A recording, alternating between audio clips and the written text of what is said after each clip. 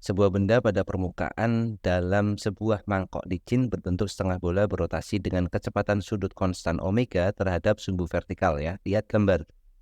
Diketahui jari-jari mangkok adalah 60 cm dan posisi benda membentuk sudut theta terhadap garis horizontal. Oke, kemudian dengan nilai tan tetanya adalah 0,75, kecepatan sudut minimal agar benda tidak jatuh adalah titik-titik. Oke, jadi di sini kita memiliki suatu benda, kemudian ada dalam lintasan yang bentuknya mangkok setengah lingkaran ya, setengah bola seperti ini, kemudian dia akan berotasi nih.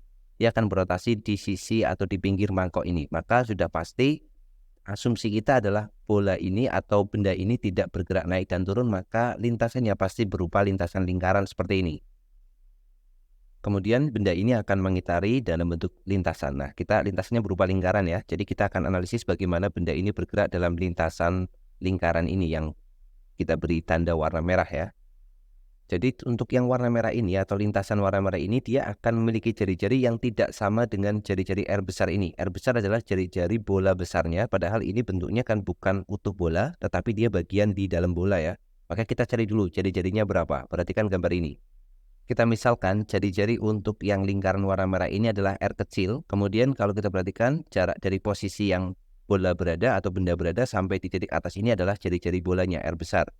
Kemudian tetanya, di sini teta, maka teta akan pindah di sebelah sini atau dia akan pindah lagi di sebelah atas ya. Karena yang ini pasti penyikunya teta, kemudian di sini 90 derajat, pasti teta akan ada di atas ini. Ini adalah teta.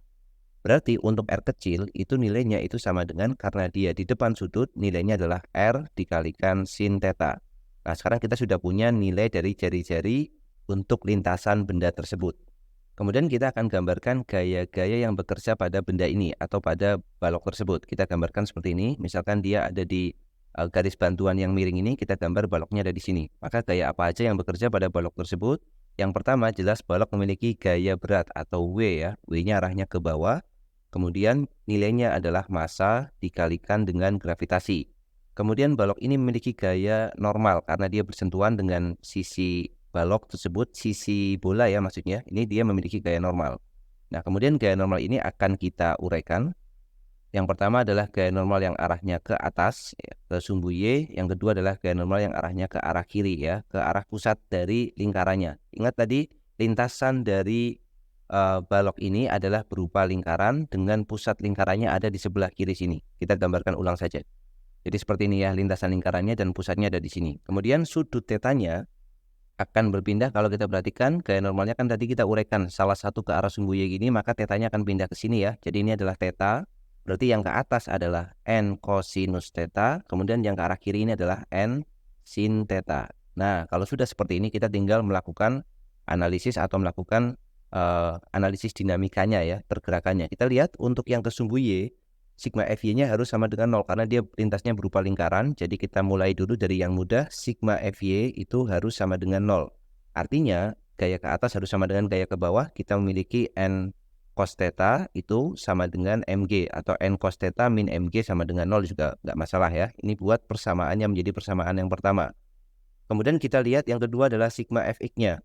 Sigma Fx-nya ini bendanya bergerak dalam lintasan lingkaran, berarti sigma Fx sama dengan M dikalikan A, di mana A di sini adalah percepatan sentripetal atau kita tulis ASP ya.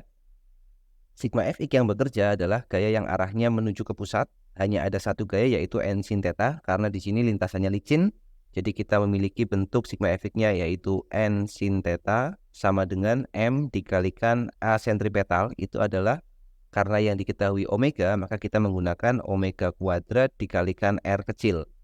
Berikutnya kita beri nama ini persamaan yang kedua.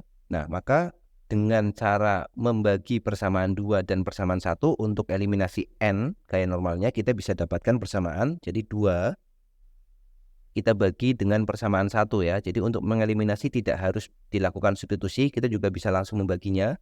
Maka kita dapatkan persamaan N sin theta terlebih dahulu. Jadi N sin theta itu sama dengan M omega kuadrat dikalikan dengan R kecil dibagi, ini tanda sama dengannya kita geser dulu, jadi sama dengannya kita letakkan sejajar dengan garisnya, ini sama dengan N cos theta sama dengan M kalikan G. Nah, maka dari sini kita bisa mengeliminasi nilai N-nya ya. N dibagi N habis, M dibagi M juga habis. Kemudian yang ruas kiri kita dapatkan sin theta dibagi cos theta itu adalah tan theta.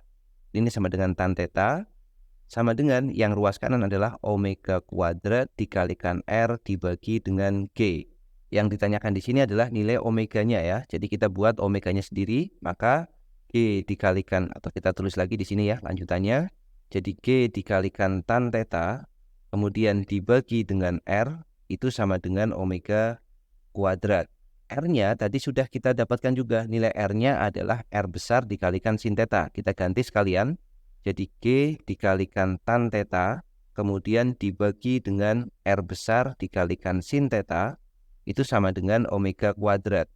Atau kita dapatkan nilai omeganya, itu sama dengan akar, berarti akar dari G tan theta, kemudian dibagi dengan R sin theta. Artinya kita sudah dapat nilainya, tinggal kita masukkan angka-angkanya ya, sama dengan akar dari G-nya kita gunakan 10, kemudian tan theta-nya sudah diketahui di soal yaitu 0,75 ya, 0,75 seperti ini, kemudian dibagi dengan R besarnya diketahui juga di soal sepertinya 60 cm, maka kita buat karena G-nya kita gunakan 10, kita buat 0,6 berarti 0,6 meter dikalikan sin theta.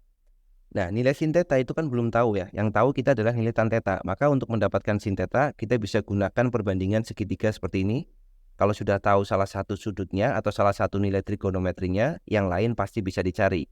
Jadi kita memiliki theta, tan theta itu 0,75. Nah, 0,75 itu kan sama dengan 3/4 ya. 0,75 itu kan nilainya sama dengan 3/4.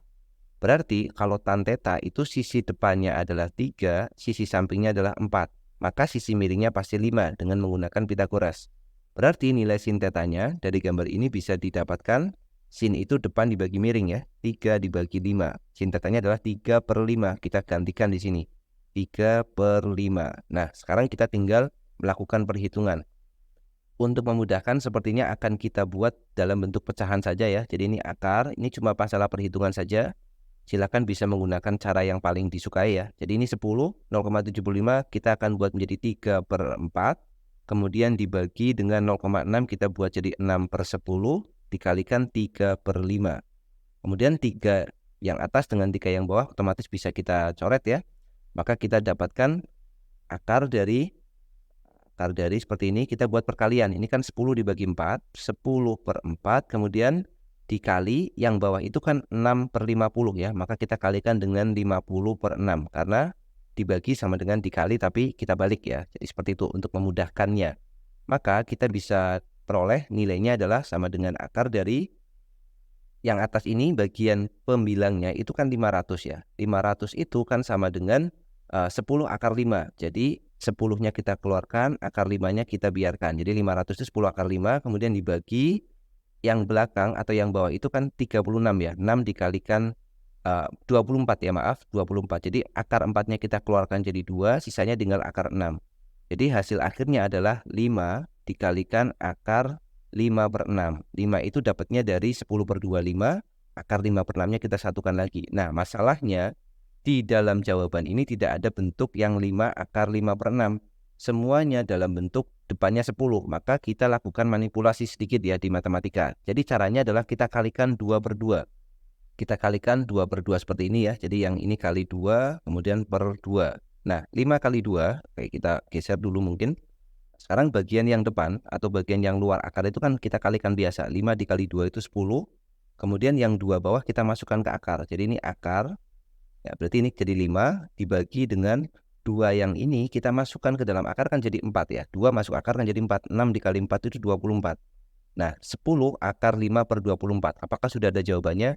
Ternyata belum ada jawabannya. Kita cari bentuk yang senilainya lagi. Jadi ini akan sama dengan 10 yang dalam akar kita kalikan 2/2 lagi. Tapi ini di dalam akar. Jadi kita tidak mengubah hasil karena apa? Karena kita mengalihkannya dengan 1. 5 dikali 2 itu 10, kemudian 24 dikali 2 itu 48. Berarti 10 akar 10/48 ya. Maka sekarang sudah kita temukan jawabannya yang sesuai, yaitu jawabannya yang B ya. Sebenarnya bentuk yang atas ini, 5 akar 5/6 ini juga sudah merupakan jawaban akhir. Tetapi karena kita harus menyesuaikan dengan pilihan yang ada, maka kita harus sedikit mengubah bentuk atau angka matematikanya saja. Oke, demikian untuk pembahasan soal ini.